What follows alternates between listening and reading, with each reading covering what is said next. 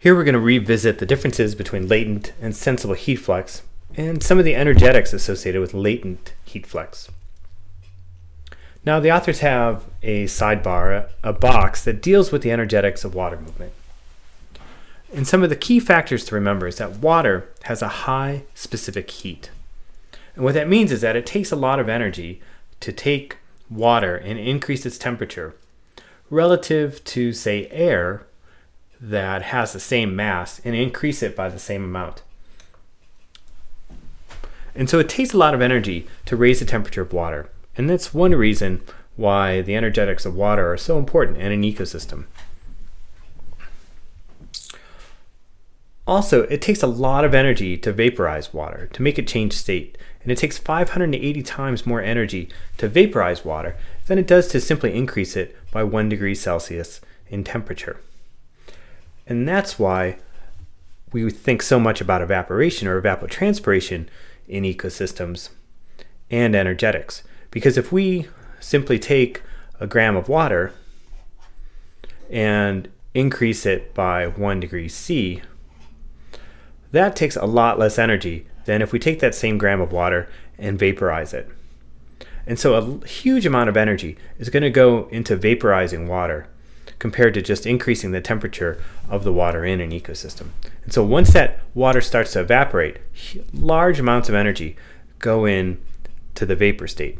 Conversely, when that water then condenses, that takes a lot of energy. Conversely, when water condenses, that releases a lot of energy. And so, for example, when clouds are formed, which is the condensation of vapor, a lot of energy is released and the area surrounding that warms up a lot. That air expands, and often that propels that moisture even higher into the atmosphere. In general, the amount of moisture lost depends on differences in humidity between surfaces or between bodies. So for example, if we have a leaf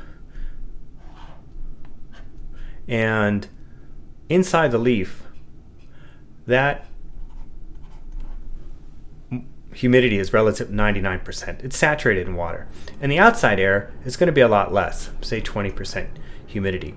And it's this driving gradient with a high humidity inside the leaf and a relatively low humidity outside the leaf that is a driving force for moisture to leave the leaf and enter the atmosphere.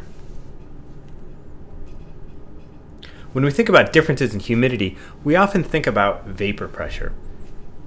And vapor pressure is the partial pressure exerted by water molecules in the air. So this is just a different way to represent how much water is in a given parcel of air.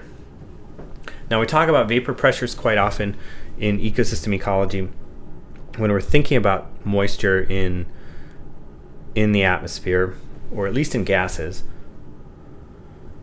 And this gives rise to what we call vapor pressure deficit.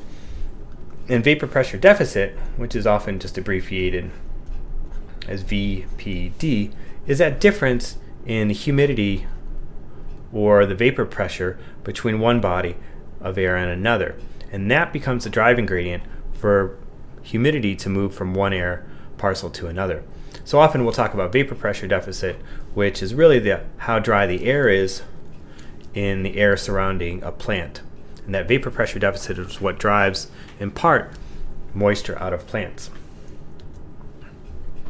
So vapor pressure deficit is the difference between the actual vapor pressure of air and the vapor pressure of saturated air at the same temperature.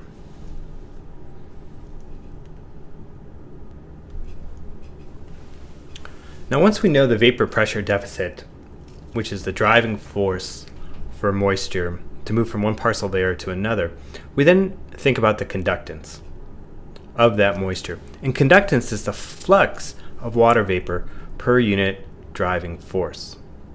So how much water vapor is going to move for a given amount of vapor pressure deficit.